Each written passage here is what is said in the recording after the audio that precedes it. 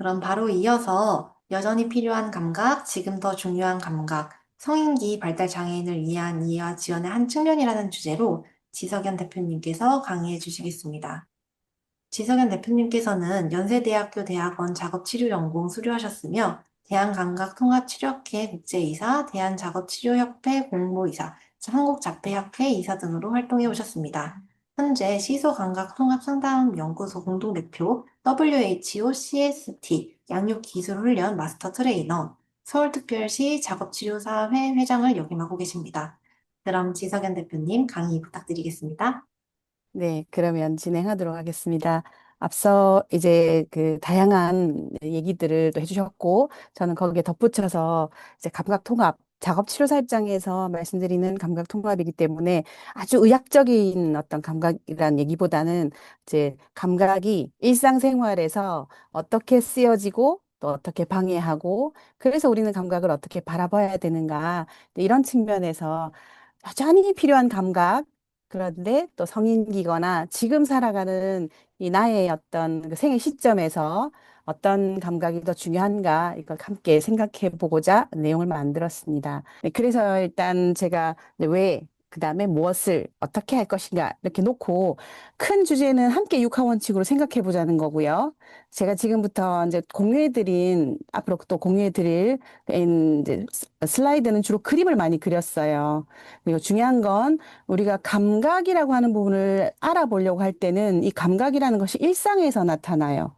그 일상을 저는 주로 이렇게 24시간 또는 12시간 시간 안에서 흘러가기 때문에 시간에서 다양하게 그림으로 보여지는 일상을 쳐다보는데 우리는 또 뭐랄까요? 어려움이 있는 자녀분들을 함께 지원하잖아요. 그리고 앞서 이제 선생님께서도 우리가 함께 하는 것이 의사소통하는 데도 굉장히 중요하다고 말씀해 주셨고 그 부분을 저는 이렇게 함께 뜨개질하는 것, 엮는 것, 이런 식으로 좀 생각을 해봤어요. 이렇게 이제 삶의 고리를 만들어 갈 때 우리는 어떤 식으로 이제 감각을 이해할 것인가.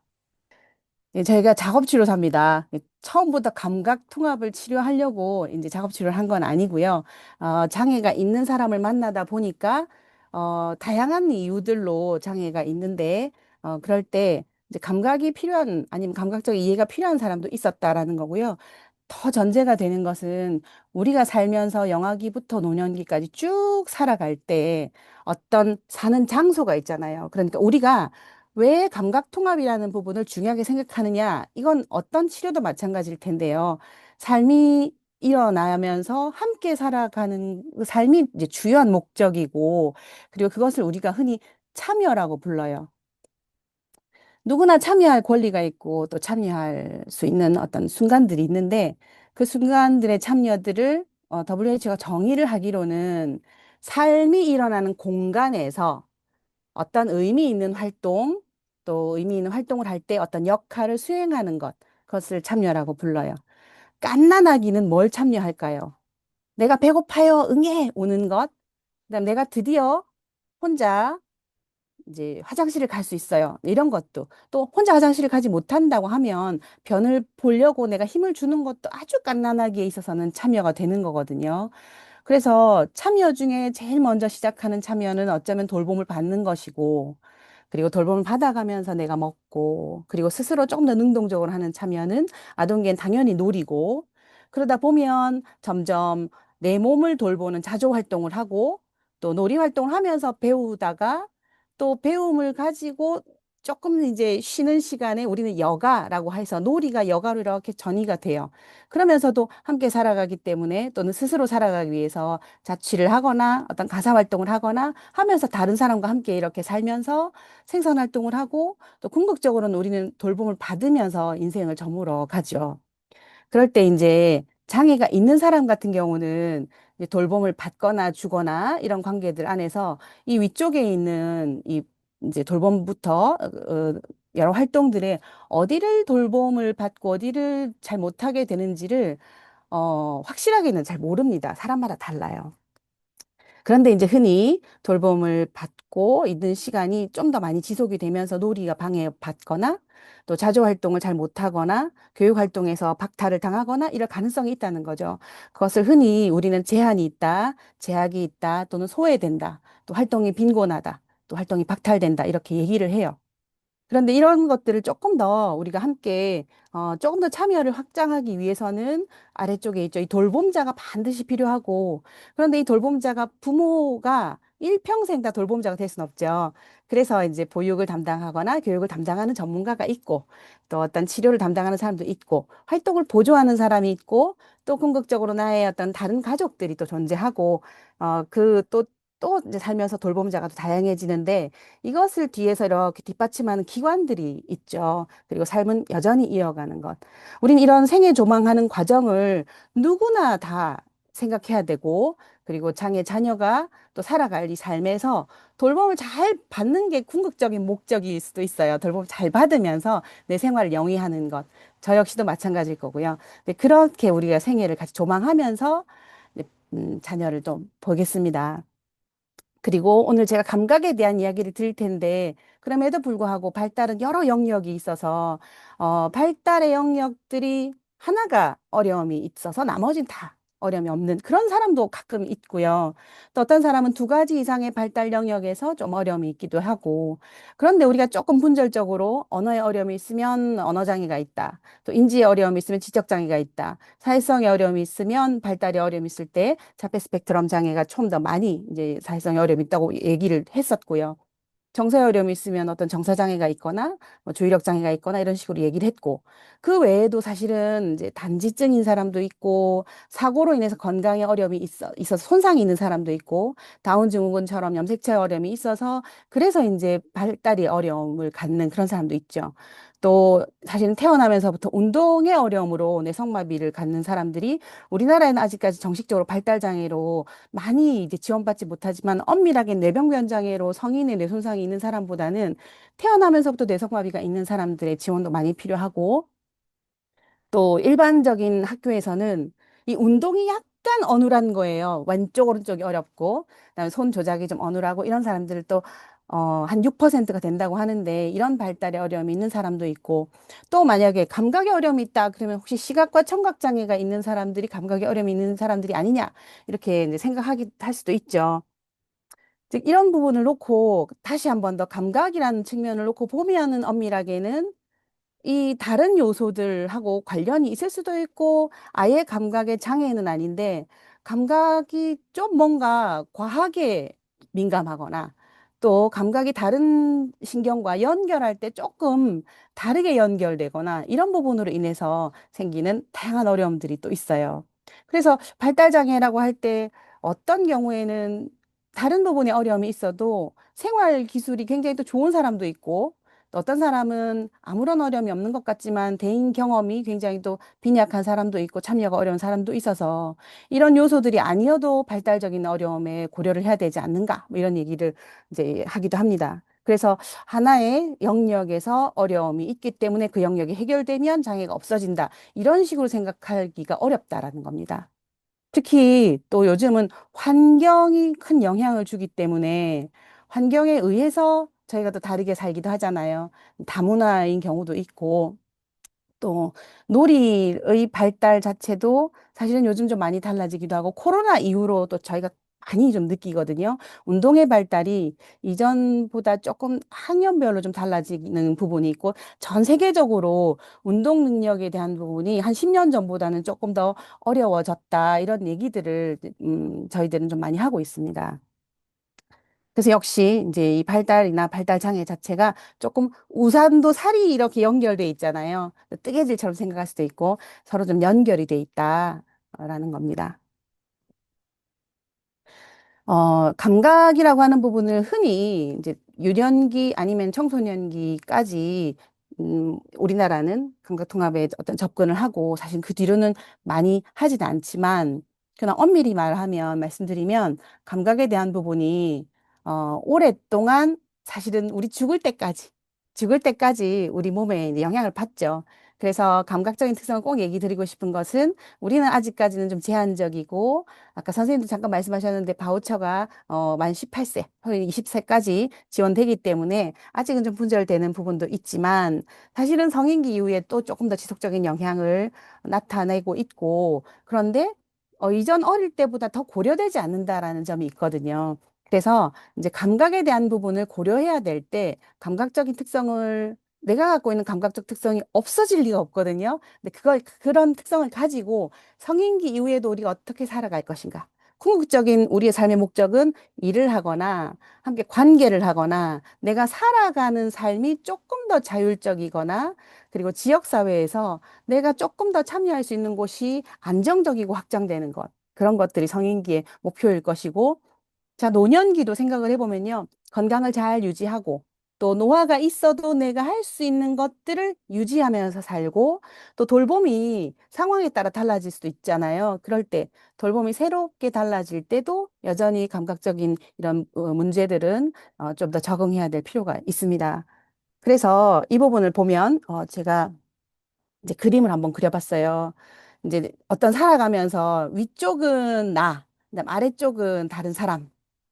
지원자들이 있는데 내가 살아갈 때 어떤 감각적인 어려움이 다른 사람들과 함께 살아갈 때 좀 어려움으로 발생할 때 어떤 의학적인 도움이거나 아니면 교육적 도움을 받기도 하고 다양한 사람들의 도움을 받으면서 우리가 함께 쭉 삶을 이어가야 되는 측면에서 함께 이제 뭐랄까요? 감, 나, 발달 장애인 혼자의 감각의 문제로 바라볼 게 아니라 이 사람이 가지고 있는 어려움을 우리가 함께 어떻게 바라볼 것인가라는 관점, 그리고 우리는 이 사람의 특성을 받아들일 문화적인 준비가 되어 있고 또 공간이나 환경적인 특성들이 잘 배치될 어떤 준비가 되어 있는가라는 것이 이제 이 감각 노인기 아니면 성인기의 감각 특성을 이해하는 목적이라고 생각을 해요. 자, 이제 감각으로 다시 좀 돌아와서 얘기를 좀 드려보겠습니다. 감각 통합, 감각 처리 이 부분에 대한 정의입니다. 그리고 제가 진행하다가 정해진 슬라이드 말고 조금 변화하거나 질문하면서 이제 조금 더 생각해 볼 슬라이드는 뒤에 약간 노란색으로 좀 꾸며봤어요. 그래서 같이 이제 좀 보면서 생각해 보겠습니다. 감각은 받아들이는 거예요. 내 몸이, 내 신경이 바뀌든 아니든 내 뇌로 이렇게 전달되는 것, 받아들이는 것. 그러면 눈으로 받아들이는 걸 우리가 시각이라고 하고, 귀로 받아들이는 걸 청각이라고 하고, 그렇죠? 그림에 보면 이거 왼쪽에 눈, 귀, 코, 입, 손 이렇게 있는데 흔히 오감이라고 많이 얘기를 하죠. 오감도 있는데 또 어떤 것이 우리 몸으로 이렇게 해서 뇌로 전달이 되냐면 여기 오른쪽에 이제 달팽이관처럼 생겼고 뭐 이런 것들이 있는데 이걸 이제 저희가 그 평형 감각이라고 불러요. 내 몸이 균형을 유지하고 그다음에 약간 바닥이 기울어지거나 울퉁불퉁할 때 아, 내 몸이 똑바로 어떻게 돼야 안 넘어지지라고 하는 그런 균형 감각들이 있기도 하고요. 그다음에 내 근육 자체나 피부에서의 그런 늘어나는 느낌, 조이는 느낌. 그리고 내가 몸을 구부렸으면, 아, 몸이 구부려졌구나. 내 몸의 위치라든지 이런 무게 같은 그런 느낌들이 다 우리 몸으로 전해지죠. 사실 더 많이 전해지죠. 그리고 최근에는 내 심장이 뛰는 소리, 그죠? 소화되는 것. 그다음에 내가 이제 막그 눈물이 촉촉한 것, 이런 것들도 다 감각이잖아요. 그러니까 오감만 있는 게 아니라 굉장히 우리 몸에서는 많은 정보들이 이제 입력이 돼요. 근데 그 입력되는 정보가 너무 많기 때문에 이게 조직화돼서 다 전달되는 게 아니라 어떤 것들은 조금 덜 전달하고 어떤 것들은 이제 뭐랄까요? 그 전방을 지키고 후방을 지키고 이런 식으로 해서 감각들이 잘 들어와서 궁극적으로는 내가 의미 있고 목적이 있는 행동을 하도록 연결하는 그 뇌의 조직화된 기능이라고 얘기합니다. 그래서 오른쪽 그림에 보시면 뇌에다가 여러 그 이런 뭐라 그러죠? 이 톱니바퀴들이 이렇게 연결되어서 하나가 돌아가면 다른 게 맞물려 돌아가고 그래서 궁극적으로는 어떤 목적이 있는 한 가지 일을 잘 하기 위해서 다양한 이런 감각의 추들, 또 운동의 추들, 인지의 언어의 이런 톱니바퀴들이 맞물려 돌아가는 거예요. 그래서 감각을 잘 느끼는 게 중요한 게 아니라 느껴진 감각들이 전달돼서 잘 사용되는 능력을 저희가 감각이 잘 처리된다라고 얘기합니다. 이 부분이 사실은 어떤 그 발달 장애가 있는 사람들에게는 근본적인 어려움으로 사실은 신경이 갖고 있다. 이렇게 저희가 생각을 하는 게 좀 더 바람직하다고 생각합니다. 이 감각이 잘 통합된 결과물은 뭐냐면 조금 더 일상에서의 시행착오를 거쳐서 아, 이렇게 하면 되는구나, 이렇게 하면 안 되겠구나. 라고 하는 방식의 이제 그 계획을, 움직임의 계획을 잘 진행하는 거예요. 어, 예를 들어 제가 방금 슬라이드가 나왔다가 글자가 깨져가지고 다시 방법을 이제 바꿨잖아요. 그렇게 한번 잘 안 됐던 것들을 한번 시도해보고 안 되면 조금 다른 방법으로 해보면서 되는 방법이 될 때까지 내가 시도해서 한 번 되면 아, 그 방법을 하면 되는구나라고 딱 정해지는 것을 저희가 실행한다라고 얘기를 하거든요. 그런 게 하나가 있고 그 다음은 조절이에요. 감각의 양이라는 게 또 있을 텐데 감각이 입력이 탁 됐을 때 보통은 뭐랄까요? 나를 일정하게 참여하게 만들어요. 그런데 이제 뭐랄까 갑자기 공사하는 소리가 확 들렸거나 이러면 우리가 깜짝 놀래가지고 심박동이 뛰죠. 그래서 감각이 충분히 어떤 알람을 울리거나 놀라게끔 하기도 하지만 그런 것들이 뭔지 안다. 그래서 내가 맥락을 이해했다라고 하면 나를 다시는 똑같은 소리를 들었거나 똑같은 자극을 받았을 때 그렇게 뭐랄까 놀라게 만들거나 그러지 않고 좀 안정하게 만드는 그런 능력이 인간에게 있는데 이제 감각의 어려움이 있어서 톱니바퀴가 잘 돌아가지 않는다면 이 조절에 어려움이 있을 수도 있습니다. 궁극적으로 참여를 하게 하는 게 목적인데 그래서 이제 방금 드렸던 얘기를 한 번 더 정리를 하면 감각 통합이 어렵다라고 할 때 여기에 지금 그림에서 톱니바퀴가 하나씩 사라지거나 아니면 어떤 것들은 갑자기 너무 많은 것을 차지해서 그래서 내가 어떤 행동을 해야만 조절이 된다거나 그다음에 다른 사람이 듣는 소리보다는 조금 더 큰 소리로 내가 내야 이제 나에게 들린다거나 아니면 어떤 감각 자극이 나한테 너무 크게 다가와서 내가 그 스치는 자극을 견딜 수가 없어 한다거나 네, 그런 것들을 저희가 어떤 어려움이 있다. 그래서 그것 때문에 참여가 어렵다라고 할 때 저희가 감각 처리에서 감각 통합에서 어려움이 있다고 얘기를 하는 거예요. 사실 어떤 사람들은 타고나기를 촉각 감각이 굉장히 민감해서 어떤 자극이 오면 닿으면 그 자극이 싫고 이럴 수도 있는데 그 민감함 때문에 굉장히 자그마한 어떤 섬유의 재질을 구분하는 그런 능력을 갖기도 해서 감각에 민감함이 있다고 무조건 참여가 어렵다고 볼 수도 없어요. 그래서 우리가 가지고 있는 이 어떤 감각의 처리 능력에 따라서 우리의 일상이 얼마나 괴로움을 겪느냐라는 것들이 함께 맞물립니다. 여기 마스크 쓴 사람이 이제 마스크 쓰기 너무 힘들어하는 사람이 있는데 이러한 그 얼굴에 어떤 자극이 닿으면 이게 너무 싫다라고 하는 것이 우리가 별로 모르고 살았다가 코로나일 때 마스크를 써야 되는 그런 상황이 노출됐기 때문에 이게 해야 되는 일인데 하지 못하게 막는다. 이제 이런 부분으로 드러나게 되잖아요. 그러니까 어떤 뇌에서 어떤 나의 특성이 있다고 할 때 외부적으로 기대되는 아니면 내가 해야 되는 이 목적이 있고 의미 있는 활동이 뭔가. 그래서 이것이 연결이 안 되는 이유가 감각일 수도 있다라고 하면 저희가 이거 어떻게 바라봐야 될까? 이렇게 생각하면 좋겠습니다. 가운데 마름모로 이제 흔히 감각 통합을 공부를 하면서 저희가 고려하고 있는 감각들을 조금 나열해 봤고요. 제일 중요하다고 생각하는 것들을 위아래로 조금 보내봤어요. 그래서 이제 흔히 말하는 감각들 오감이 이제 시각, 청각, 미각, 후각, 촉각 이렇게 가운데 5개가 있는데 그 감각이 가운데로 이렇게 잘 자리를 잡으려고 하니까 보니까 사실은 지구에서 살아가기 때문에 지구에서 이렇게 내보내는 중력 자극이 있잖아요. 그 중력 자극이 조금만 달라지면 거기서 몸이 비틀거리고 균형이 잘 안 맞으면 너무 어려운 거거든요. 그래서 이제 전정 감각이라고 하는 이 평형 감각을 이제 사실은 감각 통합에서 굉장히 중요하게 생각합니다. 키가 갑자기 20cm씩 확 크고 그다음에 몸무게가 갑자기 2, 30kg씩 확 불어나면 이 균형 감각이 굉장히 어려워집니다. 균형 감각뿐이 아니겠죠. 키가 너무 갑자기 클 때 저는 신경 자체가 몸의 끝까지 뇌랑 잘 전달하는 자체가 좀 어렵다는 그런 어, 그런 현상이 있다고 봅니다. 그리고 고유 감각이라는 것들은 우리 모든 근육에 다 퍼져 있어서 내 근육이 이렇게 당겨지거나 늘어나거나 이제 무게를 느낄 때 그 감각을 전달해 주는 것이고 굉장히 중요하죠.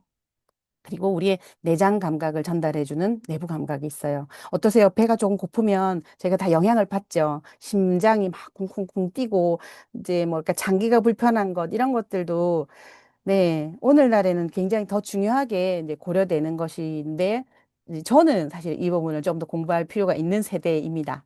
그렇지만 요즘은 이걸 많이 배워야 되고 공부해야 된다고 얘기를 하고 있어요.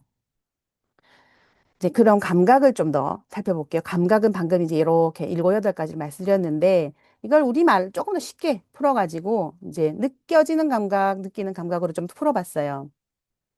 감각이라고 하는 게 좀 두 가지의 어떤 뭐랄까요? 이 용도가 있는 것 같아요. 편하게 그냥 감각 그러면 감지 이렇게 얘기를 하잖아요. 그래서 누군가가 나를 등에서 툭 때리면 그것은 이제 누가 날 건드렸구나 이렇게 느껴져서 그건 수동적인 감각이 돼요. 그래서 누군가가 나의 옆구리나 등을 탁 찌르면 만져지는 것, 닿는 것이기 때문에 제가 예상하지 못하죠. 그래서 제 뇌가 쓸 일이 없이 감각만 탁 건드려지기 때문에 더 많이 놀라는 것 같아요. 그런데 이제 내가 스스로 내 몸으로 어딘가를 가서 닿고 어딘가서 가서 만지고 이러면 이것은 능동적인 감각 경험이 되죠. 그래서 내가 능동적으로 감지하는 감각은 훨씬 더 예측하고 그리고 우리 뇌를 더 많이 써요. 더 많이 생각하고 더 예측할 수 있죠. 그런데 이제 수동적으로 만져지는 것, 당겨지는 것, 보여지는 것, 막 갑자기 소리가 들어오는 것, 그다음에 내 코를 갑자기 찌르는 것, 그죠? 그런 것들이 수동적인 것이에요. 특히 누군가가 내 입에 그냥 칫솔을 집어넣고 양치를 한다. 그러면 이 자극은 너무 세게 다가오는 거죠. 그런데 내 손이 하나가 잡고 내 입에 닿는다. 그러면 칫솔이 내 볼에 닿는 거, 내 입에 닿는 건 똑같지만 내 손이 이미 칫솔을 잡았기 때문에 만져지는 수동적인 감각이기 이전에 내가 능동적으로 만지는 이 위치에 있잖아요. 이게 너무 중요한 일입니다. 우리의 많은 감각들이 너무 많이 있죠. 너무 많은 감각들이 수동적으로 탁 다가올 때 그게 나를 내가 별로 준비가 안 돼 있다. 그럼 나를 힘들게 할 가능성도 있다는 거예요. 그런데 그거보다는 내가 스스로 만지고 움직이고 듣고 귀 기울여 듣는 게 있잖아요. 무슨 소리지? 그러면 듣는 거죠. 그리고 보는 것, 또 내가 맛을 보는 것, 내가 냄새 맡는 것. 내가 내부 감각으로 능동적으로 하는 것은 아직까지는 이 자율신경이기 때문에 이건 의지 영역은 아니라고 볼 수는 있겠지만 그래도 우리가 조금 더 좋은 것을 먹고 아니면은 먹고 나서 조금 더 소화가 잘 되게끔 하는 것들은 이제 우리가 하면서 이런 느낌이 있네라고 내장의 느낌을 또 느낄 수 있죠. 그래서 감각의 경험이라는 것이 수동적인 감각의 경험보다는 능동적인 감각의 경험이 훨씬 더 의미 있고 목적이 있는 감각을 사용에 도움이 된다. 그런데 혹시 어떤 뭐랄까 내가 조금 더 조절이 안 되거나 하는 이유에는 수동적인 감각이 나를 느껴지게 만들었기 때문이 아닐까. 이제 이렇게 두 가지로 크게 생각해 보면 좋겠습니다. 그리고 이제 감각을 생각할 때 하나 더 생각해야 될 부분입니다. 이제 제가 동그라미 세 개를 그릴 거예요. 그런 거 있으시죠? 이제 똑같은 자극이고 똑같은 감각인데 아침보다는 뭐 하여튼 점심 이후에 좀 더 이 자극에 대해서 내가 좀 더 민감해지고 뭐 이럴 수도 있어요. 저 같은 경우는 오토바이 저는 청각이 좀 예민해요. 소리가 좀 견디기 힘들면 짜증이 확 나고 이런 경향이 있습니다. 그래서 누가 오토바이를 바르릉 뭐라 그러죠? 마후라라 그러죠. 그걸 떼고 지나가는 차가 귀를 때리면 너무 아파요. 그런데 이제 아침에 운동을 하고 컨디션이 좋고 커피 마시고 뭐 아주 상태가 좋을 때는 똑같은 소리를 들어도 아이 참 거 좀 조심 좀 하지 이렇게 좀 너그러운데 이제 오후가 되고 좀 졸리고 오늘 스트레스 많이 받았고 이러면 똑같은 차가 지나갈 때 야 이러면서 이제 제가 화가 확 나는 거죠. 그러니까 똑같은 자극이어도 시간이 다르면 반응이 다르기도 해요. 그러기도 하고 자극이 같은데 감각을 다르게 이제 느끼기도 하고요. 네, 그런 뭐랄까요 이제 똑같은 소리 자극인데 콜라텍에서 나오는 소음은 같이 흔들면서 소리를 견디고 똑같은 데시벨의 소리인데 교실에서 나는 소리는 이제 힘들어하고 이런 상황들이 발생하더라는 거죠. 말씀드린 대로 자극이 똑같은 게 아니고 상황이 이제 따라서 더 중요하게 우리가 생각을 할 필요가 있다라는 겁니다.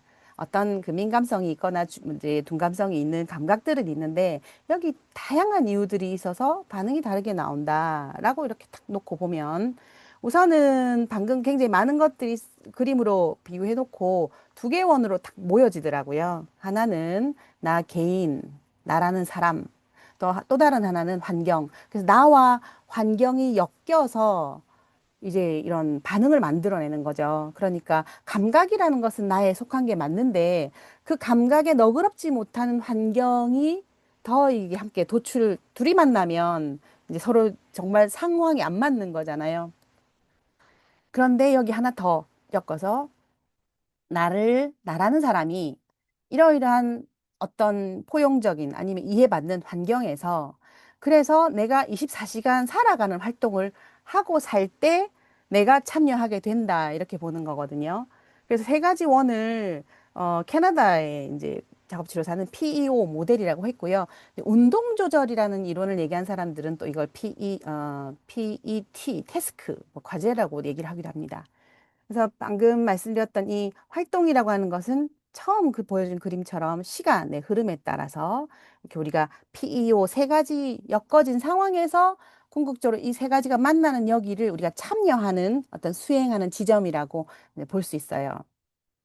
그래서 중요한 건 여기에 내가 뭘 하고 싶다, 해야 된다, 또 할 수밖에 없다 이런 활동들이 있잖아요. 그럼 그 활동이 그 사람이 언제 이제 하게 되냐라는 거죠. 그래서 여기서 왜라고 하는 부분을 위쪽에 왜 이걸 하느냐, 그다음에 그걸 누가 하느냐, 그리고 이걸 어디서 어떤 도구로 하느냐, 이 육하 원칙들을 엮어서 만든 도식을 이제 뭐랄까 세 원으로 같이 비교해 볼 수 있어요.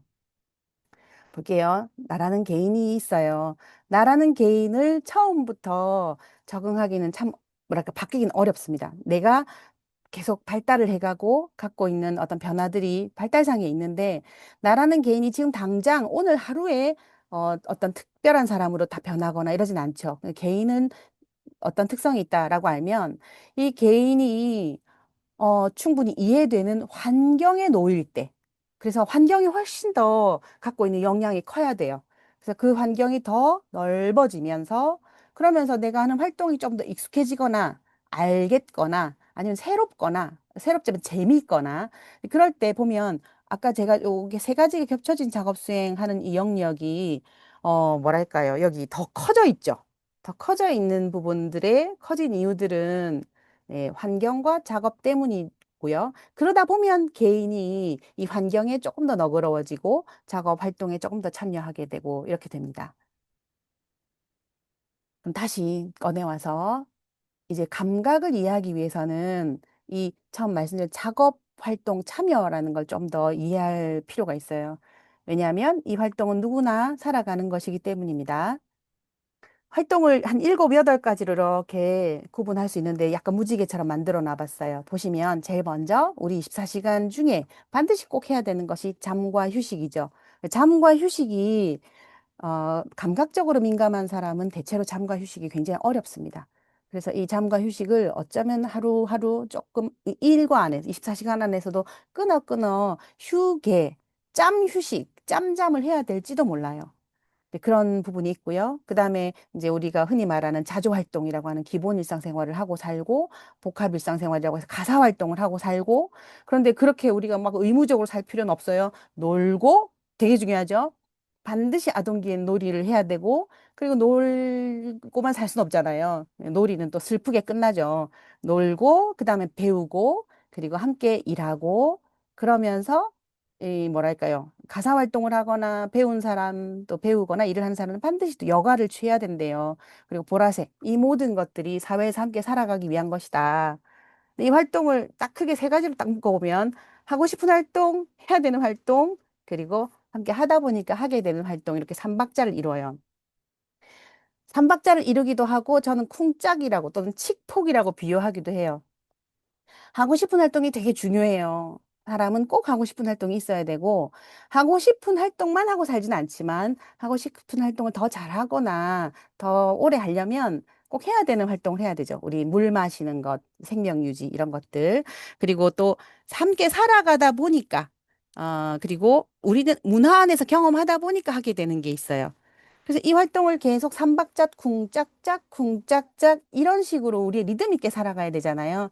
그렇게 리듬 있게 살아가다 보면 이 활동이 조금 더 단단하게 이제 그 뭐랄까요? 우리의 삶을 이어가죠. 여기에 이제 감각이 영향을 주게 됩니다. 자, 이 밑에 아까 그 무지개로 된 걸 당 밑에 내렸어요. 그리고 감각을 데려왔네요. 감각을 데려와서 이제 감각은 느끼는 것도 있고 내가 느낌을 수동적으로 받는 것도 있다라고 하는 게 하나가 있고요. 그 다음에 감각은 우리 몸으로 입력된다 그랬잖아요. 입력되는 이유는 출력을 잘하기 위해서예요. 어, 만약에 내가 설거지를 하는데 이제 장갑을 두꺼운 걸 끼고 설거지를 한다 그러면 설거지 할 때 이게 어디를 닦았는지 쌀이 묻었는지 이런 게 좀 애매할 수 있잖아요. 그런 것들을 저희가 이제 좀 감각이 둔하면 감각이 처리가 조금 잘 안 되면 이 움직임이 좀 어눌하다 이제 이렇게 이런 양상으로 나타나요. 근데 그걸 우리가 움직임 실행의 어려움이라고 얘기를 하기도 합니다. 또 어떤 경우에 이 감각들은 보통 한 5 정도로 착 들어왔다라고 이제 자극을 받았는데 내 몸에서는 이걸 한 10, 20으로 확 받아들이는 거예요. 그러면 너무 민감하게 똑같은 자극인데 확 세게 받아들이기도 하죠. 또 어떤 경우는 5 정도 자극이 있는데 내 몸은 한 0.5 정도로 받아들이는 거예요. 그런 경우는 너무 자극을 적게 받아들이는 것처럼 느끼는 거죠. 그런 부분 때문에 내가 잠자는 게 어렵냐, 자주 활동을 하는 게 어렵냐, 이게 이제 중요한 부분입니다. 보통 흔히 제가 봤을 때 아니면 저희 동료들하고 쭉 정리를 해보면 음, 감각의 어려움으로 인해서 나타나는 여러 양상들이 균형을 잡기 어렵다. 잘 넘어진다. 이제 몸이 어떤 그 근골격계 문제가 아닐 때를 얘기 드리는 거예요. 균형 감각이 좀 어렵다. 잘 넘어진다. 손으로 뭘 하는데 이것이 좀 어색하다. 그리고 행동이 느리고 부정확하다. 그리고 내 몸의 위치를 정확하게 잘 모른다. 이런 부분으로 좀 나타나는 경향이 있고 또 어떤 경우에 조절의 어려움은요. 제가 파란색은 약간 둔감한 것, 빨강색은 민감한 걸로 한번 정리를 해봤어요.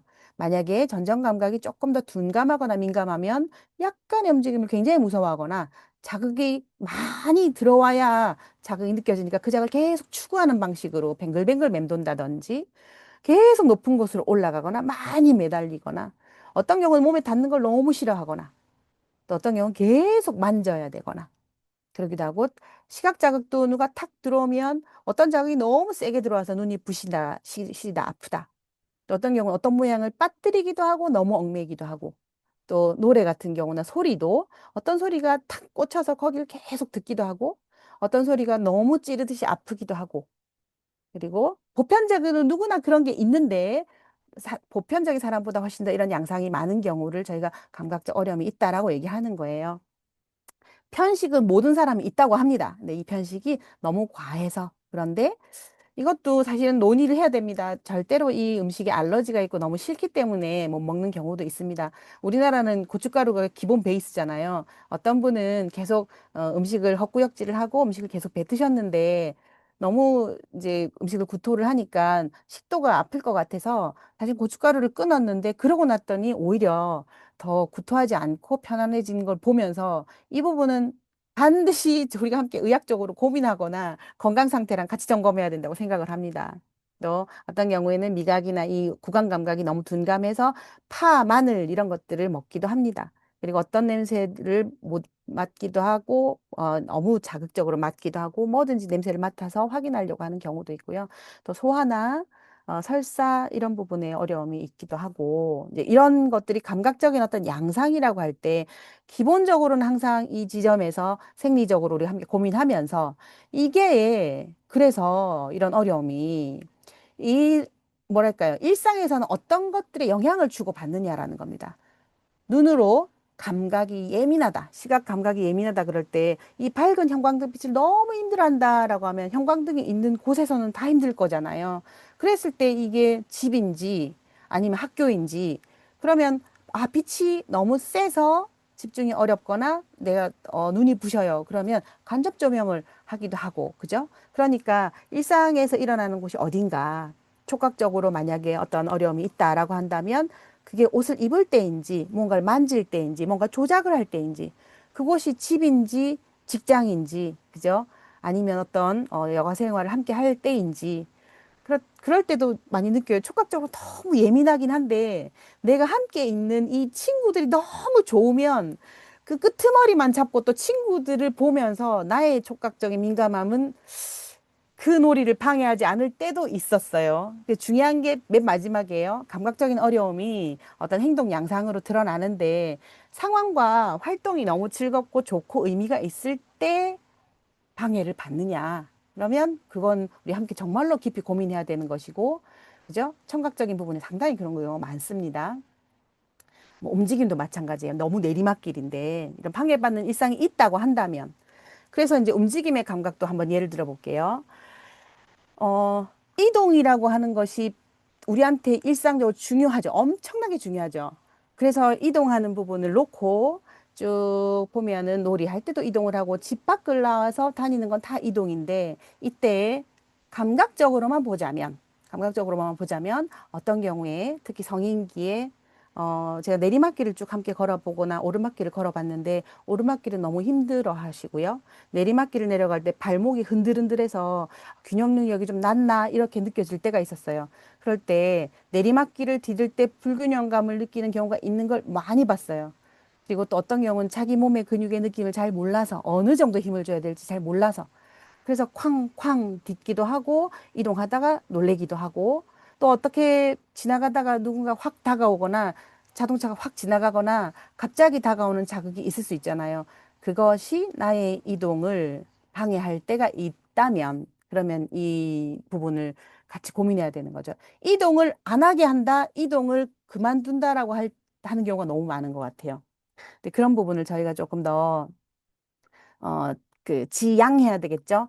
이동은 누구나의 권리인데, 이동이 굉장히 어렵다라고 할 땐 정말 면밀하게 모든 걸 동원해서 이동을 방해하는 요인이 뭘까라는 걸 살펴보면서 그 중에 감각적인 요인이 이러이러한 것이 있어요라고 밝혀졌을 때 갑자기 다가오는 자극이 너무 힘들다라고 하면 도로 쪽으로는 다른 사람이 선다든지, 그다음 가급적이면 평지를 걷는다든지, 내리막길을 갈 때 손을 함께 잡는다든지, 그죠? 그다음에 몸의 느낌들을 잘 모른다라고 할 때 약간 묵직한 조끼를 입고 걷는다든지, 그리고 산책의 경로를, 이동의 경로를 우리가 좀 다르게 한다든지, 네.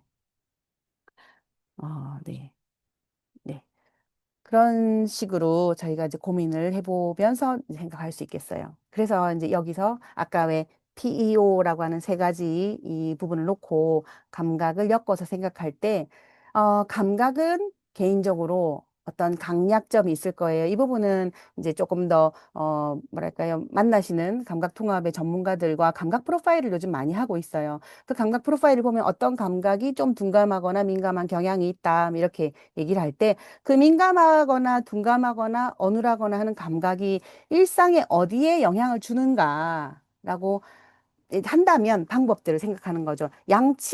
양치에 영향을 준다라고 하면 양치라는 방법들을 다양하게 생각하는 거예요. 양치할 때 반드시 칫솔을 본인이 잡고 직접 감각을 이제 본인이 느끼는 뭐랄까 자기가 능동적으로 느끼게 한다든지 아니면 감각 자극이 너무 센 자극이 있으니까 우선은 이렇게 압박 자극을 먼저 하고 양치를 하는 방법을 쓴다든지 양치 하나하나 끝이 언제까지 끝이 난다라는 거 아는 시각적인 어떤 단서를 제공한다든지 그리고 또 어떤 사람이 눈이 되게 부셔한다라고 하는 게 있으면 어떤 장소에서 갑자기 눈이 밝아지는 그런 장소에서 무서워한다고 하면 조명을 낮춘다든지 안경을 쓴다든지 이런 방법들을 쓸 수도 있고 오랫동안 앉아 있어야 되는 어떤 기대가 되는 학교 교실이라든지 이런 곳이 있다고 하면 오래 앉아 있는 것이 어려워서 중간중간 일어나서 자극을 해야 된다라고 하면 그것을 문화적으로 받아들인다든지 아니면 쿠션감이 조금 다양한 의자들이 몇 가지 다양하게 있어서 그것을 고르고 자기가 앉는 것을 선택한다든지 이런 것들을 함께 생각해 볼 수 있겠다는 거죠. 너무나 사람마다 다르기 때문에 이건 함께 고민해야 되는 것입니다. 그 고민할 때 우리가 육하 원칙 또는 원세개 가지고 고민을 해보자는 거고요. 중요한 건 이거예요. 사람을 먼저 바꾸려고 하는 것보다 환경과 과제 조정이 누구에게나 먼저 된다라는 겁니다. 그리고 그 환경 조정의 그 황금률이랄까요? 제일 중요한 건 예측 가능한 구조, 그리고 감각 친화 환경이라고 해서 보편적으로 어떤 감각들을 주로 좀 친밀하게 느끼냐라고 하면 조금 묵직한 압박 자극, 그리고 늘 좀 몸을 움직여야 되는 것. 그래서 약간 트램폴린도 좀 뛰고 그 울퉁불퉁한 것을 좀 즐겁게 걷고 이런 것들. 그다음에 소리가 조금 뭐랄까요, 간접적인 소리가 들리는 그런 환경 이렇게 얘기를 해요. 외국은 이제 자폐인과 치매인을 위해서 어떤 마트에서 감각 친화 시간이 있어요. 그래서 그 시간만큼은 일반인을 위한 시간이 아니라 장애가 있는 사람들이 장을 보고 이제 쇼핑을 할 수 있게끔 볼륨을 낮추고 조명을 낮추고 그다음에 이렇게 너무 많이 진열하지 않는 그런 것들을 주단이나 아니면은 그 마트하고 체결해서 시간하고 홍보를 하더라고요. 그리고 두 번째는 과제를 조정하는 겁니다. 과제를 훨씬 더 세밀하게 쪼개는 것. 이것도 면밀하게 이제 그 ABA 하는 선생님들이거나 특수교사거나 작업치료사들이거나 치료사들은 이 과제 쪼개는 것들은 정말 잘할 수 있거든요. 그래서 구체적으로 질문하셔야 됩니다. 치료사들에게 질문하거나 교사에게 논의를 할 때 어떤 활동을 하기가 어렵다라고 하면 그 활동을 면밀하게 쪼개요. 그러면 그 안에 강점이 있고 어떤 어려운 지점 발견할 수 있어요. 그리고 일상에서 반드시 휴식이 포함이 돼야 됩니다. 그리고 항상 본인하고도 물어봐야 돼요. 사실 본인의 건강에는 관심들이 많으셔서 내가 감각적으로 이것이 불편한지 이 느낌이 더 좋은지 선택할 수 있거든요. 정말 같이 저희가 체크도 해봤었어요. 그랬더니 어떤 곳이 휴식하기에 제일 좋아요? 라고 봤던 적이 있거든요. 그랬더니 교무실 우리 선생님의 의자 뒤에 숨어 있는 그 그늘진 곳이 제일 좋다고 그렇게 거기를 짚는 사람을 본 적이 있어요. 그러니까 이제 내가 이것이 편안하다라고 하는 표현을 많이 알면 좋겠습니다. 여기서 감각 특성은 바꿀 수 있지만 우리 환경은 조정 가능하기 때문인 거고요. 또 방해받는 일상을 최소화하고 안정된 일상이 쭉 유지가 될 수 있게끔 하는 것이 중요하고 이 방법을 아는 지원자들이 점점 많아져야 된다. 네, 그렇게 아는 것이 이제 굉장히 중요한 부분인 것 같아요. 저는 지원자들이 다양하게 확보되는 것이 사회적으로 지금 가장 중요하다고 생각을 하고 있습니다.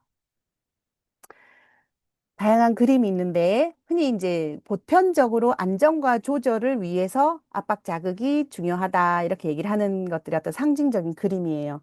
그렇게 할 때 이렇게 이제 눌러지는 그런 그림들 있고요. 원칙은 그렇습니다. 조금 단단하고 안정하고 부드러운 여기 영어로 이제 펌이라고 하는 것인데 이게 단단한데 부드러운 거예요. 우리가 이제 이게 뭐라 그러죠? 이게 꽉 누르는데 단단하게 누르는 것. 그래서 관절 같은 경우도 좀 단단하게 꾹 누르는 것. 머리 이런 데도 단단하게. 네. 그러면서 중요한 건 예측 가능한 자극이어야 돼요. 이것이 일상에서 늘 필요할 수 있어요. 왜냐하면 하루 종일 있다 보면 바깥 세상들이 아니면 우리 집의 어떤 자극들이 나를 많이 힘들게 할 가능성이 있어요. 그러니까 한 2시간이나 4시간마다 이런 안정과 조절을 위한 뭐랄까요? 이제 낮은 빛의 소리를 듣는다거나 아니면 낮은 진동의 느낌을 느낀다거나 스노우젤렌실에 보면 이제 이 아래쪽에 그림들 있죠. 여기에 조명들이 좀 낮은 곳에서 맑은 물소리가 흐르고 이제 이런 것들이 세팅이 돼 있거든요. 여기 어르신들에게도 스노젤렌들이 효과가 있다라는 그런 연구들이 많이 있습니다. 그래서 피부가 안정적인데 깊이 눌려주는 압박.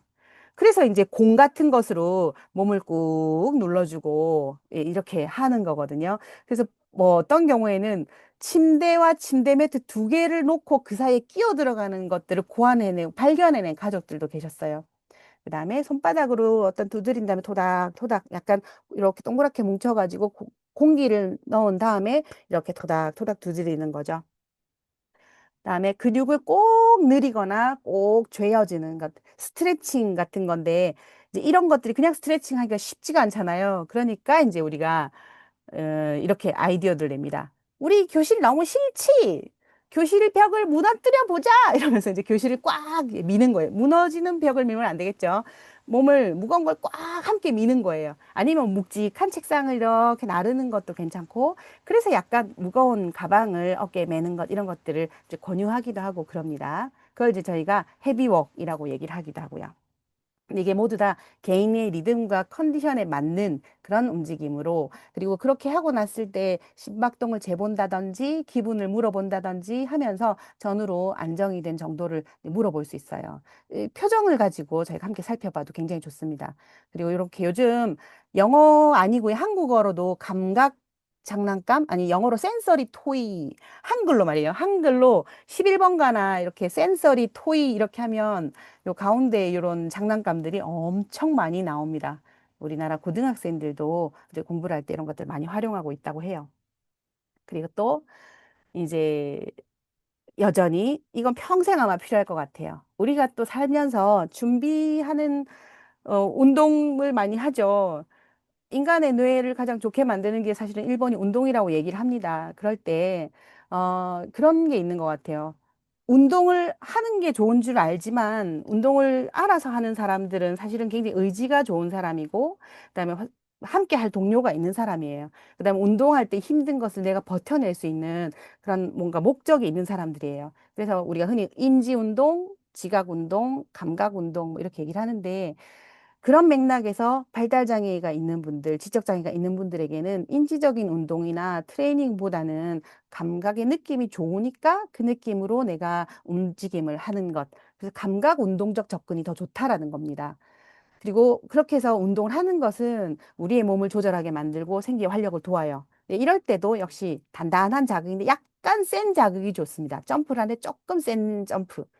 이럴 때 예를 들면 그네 타는 것도 굉장히 좋아요. 근데 문제는 이 그네를 너무 세게 타고 나면 약간 각성이 올라가고 약간 흥분도가 올라가죠. 그리고 너무 좋아하는 그 춤을 췄다라고 해도 빛이 너무 세고 너무 자극이 세면 이 사람이 흥분하게 되고 각성이 올라가요. 그럴 때 앞서 우리 조금 조절을 돕는 감각이 있었잖아요. 그래서 과한 느낌이 있다 그러면 꼭 안정된 감각과 같이 뭐랄까 콤비네이션 합니다.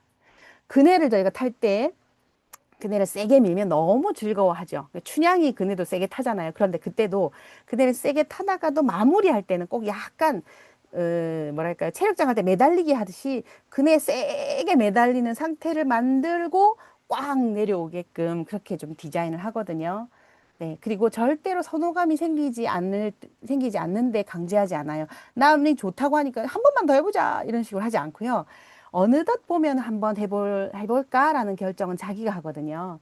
네, 그래서 이때는 내가 흔히 아는 우리 엄마 아빠보다는 동료와 함께 있을 때 훨씬 이런 활동을 더 잘하게 되는 것 같아요. 그리고 약간 새로운, 아주 약간 새로워야 돼요. 뭐 너무 세면 안 되고요. 새로우면 안 되고 하고 있는 느낌의 운동이나 활동에서 조금 강도가 세게. 그래서 좀 좋은 활동이 어떠냐라고 하면 오른쪽에 제가 다양한 것들을 해놨는데 너무 많은 도구들이 우리나라에 많지 않아요. 트램폴린도 진짜 좋은 도구인데 트램폴린이 그렇게 우리나라 트램폴린이 좋지가 않습니다. 금방 성인 발달장애인 하면 한 달 만에 부러지고 뭐 그러죠. 이렇게 짐볼 아시죠? 짐볼을 이렇게 엎드린다든지 저희는 타이어 위에 짐볼을 여러 개 얹어놓고 그러면 짐볼이 미끄러서 다치지 않으니까요. 그러기도 하고요. 반드시 짐볼은 밑에 푹신한 매트, 안전한 매트를 깔고 이렇게 할 필요가 있어요. 짐볼도 위에 굉장히 즐거워서 팡팡팡 뛰고 그럴 때 이제 몸무게가 많이 나가는 우리가 몸무게 많이 나갈 때 이게 팡 터져요. 그래서 이제 탄탄한 짐볼도 중요하고 안전한 상황이 굉장히 중요합니다. 그리고 이제 이렇게 줄다리기 그림을 그렸는데 뭔가 당기고 미는 활동은 여전히 다 좋습니다. 그리고 아래쪽에 이렇게 내발기기 자세를 했는데 내발기기를 저희가 무릎으로 하잖아요. 근데 그것 말고 또 다양한 내발기기로 할 수 있는 것들이 있어요. 포복을 해도 되고 뭔가 어딘가 이제 들어가서 고개를 숙여서 몸을 움직이는 것. 근데 그런 것들이 있고 그다음에 다양한 걷기가 있어요. 팔자 걷기도 있고 앞으로 걷기, 뒤로 걷기, 옆으로 걷기, 우리 길 가다 보면 블럭에 노란 길 따라 걷기 이런 것들. 네. 그 다양한 걷기를 좀 즐겁게 노래 맞춰서 하는 것. 그리고 노래가 좋은 이유는 끝나잖아요. 끝이 있는 노래들을 유튜브나 이런 데 하나를 찾아서 함께 하는 것. 네, 국민체조도 저는 굉장히 좋은 활동이라고 생각을 해요. 매일 아침에 국민체조로 온 가족이 시작을 한다? 네, 이러면 생계 활력을 위한 활동을 이제 하는 어떤 좋은 루틴일 수도 있습니다. 그리고 여기 두 가지 그림이 있는데 하나는 비눗방울 후 부는 어떤 그림이에요.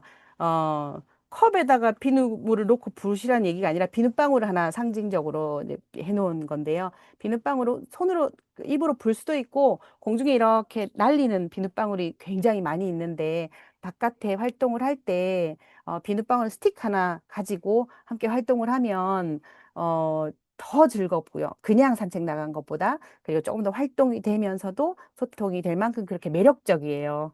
그리고 인간이 후 부는 활동들은 또 역시 조절도 도와주고 감각적인 여러 좋은 이제 뭐랄까요 구강 감각의 활동도 되고 내가 후 이렇게 불면서 내 근육 전신의 근육이 약간 좋은 수축을 하게끔도 만들어요.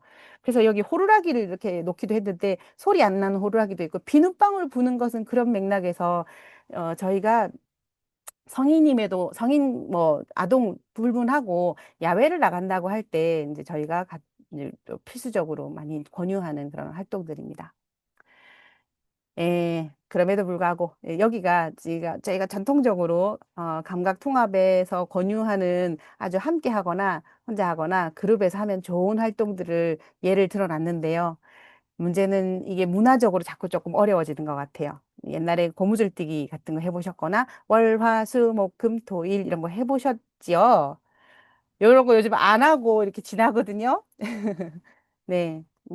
그럼에도 불구하고 흔히 어릴 때 잘 놀았다라고 하는 그 자연과 경사 가진 곳, 평평한 곳에서 다양하게 몸을 사용해서 놀았던 활동들은 네, 감각적인 부분에서 좀 안정이 되거나 아니면 좀 관계를 좋게 만들 수 있는 그 뭐랄까요, 그 매개가 되거나 그런 활동이 됩니다. 이걸 트레이닝처럼 하면은 안 좋아한다라는 겁니다. 놀이처럼 함께 즐겁게. 그리고 이걸 저는 그리고 치료사나 지원자 입장에서 저희가 이 활동을 해도 저희에게 건강하거든요. 그래서 함께 할 수 있는 것들의 일상에서 감각통합적인 활동들을 많이 좀 메뉴를 만들어내야 되지 않을까라는 생각이 들고요. 이 부분은 현대 앞으로 더 많이 갈수록 문화적인 부분이 달라지기 때문에 어떤 문화를 토대로 해야 되지 않을까라는 생각이 듭니다. 이제 거의 마무리예요. 아까 왜 빨주노초 파남보 이렇게 활동이 되게 중요하다 말씀을 드렸는데 이 활동은 이제 엮이는 거죠. 아까 P, E, O를 한번 이렇게 펼쳤습니다. 왼쪽에 세로선이 P, 인간, 개인이에요. 그리고 저는 오늘 감각의 주요한 내용으로 말씀을 드리긴 했지만 그러나 발달 장애가 있는 사람들이 모든 개인의 영역이 다 어려움이 있는 건 아니고요. 특정한 영역에 어려움이 있을 수 있습니다. 뇌성마비인 사람은 운동에 어려움이 있는 경향이 많고 그 다음에 지적장애가 있는 사람은 인지에 어려움이 있는데 자폐성 장애가 있는 사람 중에는 어떤 그 인지 이런 부분도 있지만 감각에 대한 부분에 처리가 어려움이 있더라. 네, 그런 부분이 심리사회에 영향을 주더라라고 해서 감각, 운동, 지각, 인지, 정서, 사회 물론 여기 언어가 하나 더 포함이 돼야 되긴 하겠지만 이런 한 여섯 일곱 가지의 어떤 개인의 요소들을 많이 오른쪽에 있는 일상생활에 조립되는 뭐랄까 시줄 날줄 같이 엮어지는 어떤 요소라고 봤었어요. 근데 이제 그것도 굉장히 중요한 게 맞아요. 우리가 그냥 자거나 그냥 놀이를 하는 게 아니라 나한테 적합한 나의 어떤 개인의 프로파일에 적합한 활동이 잘 맞춰졌을 때 목적 있는 활동이 되고 또 의미 있는 활동이 돼서 이 과제가 참여를 도우면 그 목적인 활동을 우리가 내 생활을 이렇게 뭐랄까 장악하는 작업이 된다라고 보고 있어요. 그런데 그 안에서 제일 더 중요하게 항상 짚고 넘어가야 되는 절대로 빠뜨리지 않아야 되는데 우리가 많이 빠뜨리는 것이 당신의 흥미가 무엇이냐, 당신은 어디에 가치를 두고 있냐, 당신은 어떤 부분에 어떤 그 뭐랄까요 공동체 의식을 갖고 있느냐 이제 이런 것들을 같이 봐야 되는 것 같아요. 이 부분은 성인기 발달장애인 같은 경우는 가정에서만 가족하고만 절대로 살아서는 안 된다고 생각하거든요. 그렇기 때문에 내 가족이 아닌 다른 사람과 함께 일상생활이나 다양한 삶을 누릴 때 나는 어떤 사람인가 돌봄을 받는 것만 하는 게 아니라 또 어떤 고맙다는 표현을 하기도 하고 나는 다른 사람이 힘들어하는 걸 보기 힘들어하는 사람이다라는 어떤 그런 가치도 있어요. 그래서 그 한 사람이 갖고 있는 정신들을 잘 살피면서 우리의 삶이 이렇게 흘러가야 되지 않을까라고 이제 생각을 해봅니다. 어쩌면 제가 전해드리고 싶은 메시지는 여기에 있어요. 한 개인이 있고 삶을 살아갈 때 여러 어려움으로 인해서 아까 빨주노 척 파나보 살아가는 삶에서 내가 혼자 다 할 수 있는 게 있는가 하면 어떤 경우는 도움을 받으면서 난 조금만 하게 되는 경우도 있을 수 있어요. 그런데 이제 여기 보시면 굉장히 다른 생활, 한 20대 된 청년이 내 수면도 잘 지내고 자주 활동도 하고 여가 생활도 누리고 직장 생활도 하고 가사 활동도 누리고 있지만 함께 사회 참여를 하는 이 일이 가능한 이유가 직업 기관이 도와주고 지역 사회가 도와주면서 동료들이 많이 함께 하기 때문에 이것이 가능하더라는 겁니다. 우리는 이 빈 일상을 누구와 함께 할 것이냐라는 것이 되게 중요한데, 가족하고 이 모든 활동을 함께 하지 않고, 또래도 있어야 되고, 동료도 있어야 되고, 지역사회 다양한 사람이 함께 있으면서 반드시 서로 협력하고 연계를 해야만 한다는 것이고, 그래서 이 측면에서 내가 가진 어떤 감각적인 어려움이라고 하는 것이 한 가족만 충분하게 대응해서 이해하는 것으로 끝나거나 그런 게 아니라 나의 특성에 대해서 다른 사람하고 같이 공유돼야 된다는 거죠.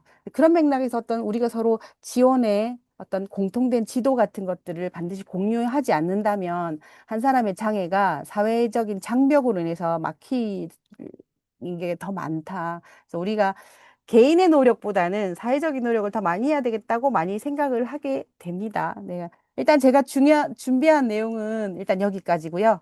아, 질의응답을 받아야 되는 시간인 거죠, 선생님? 네, 교수님. 좋은 강의 감사합니다. 그러면 지금부터 약 10분 정도 동안 질의응답 진행하도록 하겠습니다. 네, 맞습니다. 질문이 이렇게 딱 나와 있네요. 성인 23세, 남 기계 소리, 여자 용인들의 카랑카랑한 소리에 예민하고, 그러면 관자놀이 쪽 때리거나 소리 자극을 합니다. 헤드셋 쓰면 좋을 텐데, 촉각이 예민하여 짧은 동기 1절까지만 착용할 수 있습니다. 안전하고 편안한 헤드셋이나 둔감을 위한 다른 방법이 있을까요? 네. 오, 헤드셋을 그래도 동요 1절까지 착용한다라고 하면 동요 헤드셋 썼을 때 그 소리를 조금 덜 힘들어하는 상황에 대한 본인 납득이 됐을까 이런 부분 생각이 좀 듭니다. 그리고 이제 보통 관자놀이를 이렇게 때리는 경우가 어쨌든 소리가 힘들기도 하고 이게 나한테는 힘든 자극이다, 아프다. 그런데 때리면 좀 덜 아프다 이런 사인이기도 한 것 같아요. 상당히 힘든 거예요. 그리고 소리 자극은 훨씬 더 나를 힘들게 하거든요. 막 나의 심박동도 뛰고 그럴 텐데, 어떨까요? 소리가 큰 사람들하고 지내는 시간이, 또 같이 있을 거고 서로 맞물리게 되죠. 그리고 만약에 다른 카랑카랑한 소리가 나는 사람들은 혹시 소리를 조금 낮출 수 있을까요? 낮출 수 없다면 사실은 그 소리를 견디는 사람도 소리를 견디는 걸 잘 하지 못하겠죠. 환경적으로는 약간 서로 좀 약간 시간대별로 좀 다른 시간대에 앉아 있는 자리 아니면 공간적인 거리 이런 게 조금 필요하긴 한 것 같고요.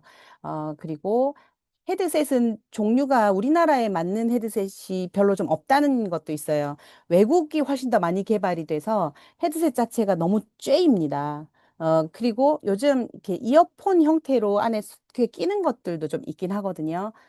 그래서, 이제 다른 음악이 만약에 다른 소리를 좋아하신다면 소리가 다르게 들리는 헤드폰을 이제 쓰고 있다거나 네, 그런 방법도 좀 고민해보고 싶습니다. 그리고 헤드셋 말고 또 다른 귀 안에 넣는 것들도 조금 있는데 그걸 좋아하는 사람도 봤어요. 제가 나중에 혹시 되면 링크 같은 걸 조금 서은주 선생님한테 좀 전해드리거나 그렇게 해보겠습니다.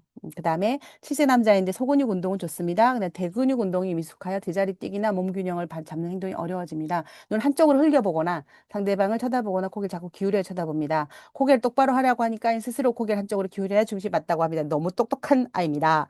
전정 감각이 어려울 때 균형 감각은 안구 눈동자를 움직이는 거기 영향을 줘요. 그리고 그렇기 때문에 눈을 동시에 앞으로 보는 게 어려워서 고개 돌리면서 주목하는 것이 더 이제 맞을 수 있어요. 그러니까 균형 감각이 좀 어렵습니다.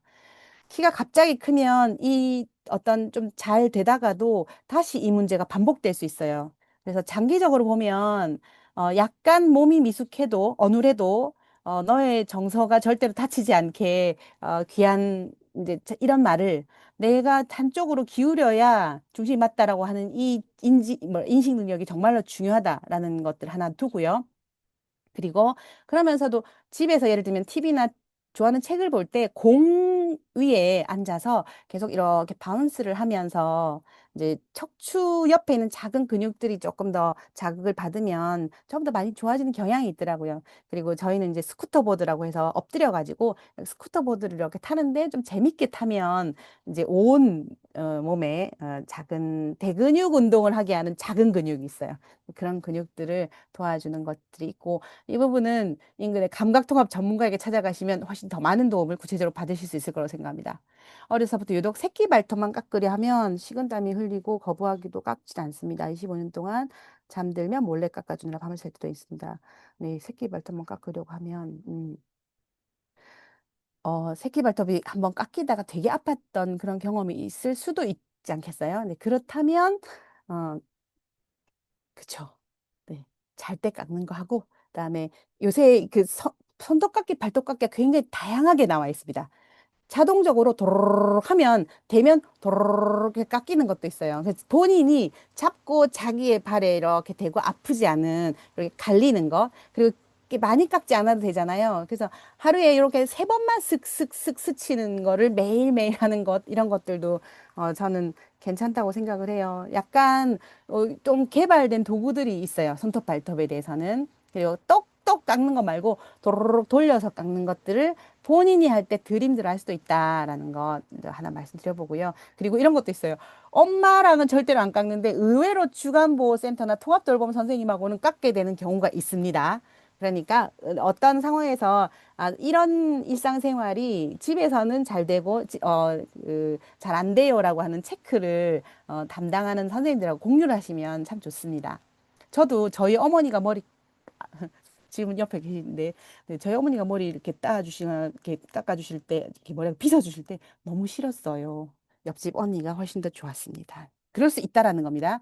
그다음에 자기 자극을 느끼게 하는 상동 행동은 어느 정도까지 허용하시나요? 타인에게 심하게 피해를 주지 않고 자기 발달 저해하지 않은 선에서 보상처럼만 허용하고 있습니다. 구강 추구를 하는 사양동에도 소거했더니 다른 감각 추구를 견뎌간다는 말은 과학적인 증거가 있는 말일까요? 네. 상동행동이라는 것은 외부인의 언어일 수 있어요. 본인이 음, 이제 자기 자극을 외부에서 하지 말라라고 하는 그 외부적인 강제로는 이 부분이 이렇게 뭐랄까요? 없어지지 않습니다. 그러니까 기본적으로는 조절 행동으로 우리가 우선은 바라보고요. 말씀하신 대로 자기와 타인을 피해를 주지 않는다라고 한다면 이것은 음, 괜찮을 수 있습니다. 이제 그런데 이런 경우가 있어요. 계속 상동적으로 말을 해야 되는 사람이 있었는데 이 말을 하면 다른 상황에서 방해가 되는구나라는 걸 알고 친구들을 위해서 참아주는 경우 이게 좀 더 오래 가기도 하고. 그러니까 이건 뭐냐면 이것을 안 해야 되겠고 다른 활동으로 대체해야 된다라고 하는 상황에서의 그 서로의 약속과 나의 목적이 생겨야 돼요.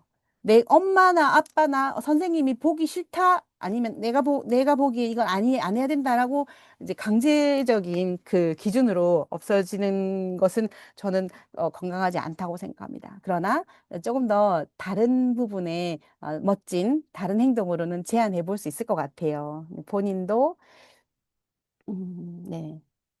본인도 네. 그 지금 어느 정도 하는 활동들을 멈추지 않는 게 하는 게 좋을 것 같고요. 하나를 소거하면 그 행동은 다른 방식으로 옮겨가는 것도 저도 많이 있는 것 같아요. 이제 안에서 내적으로 일어나는 에너지잖아요. 에너지를 다른 방식으로 어떻게 풀어야 되는 거라고 보면 될 것 같습니다.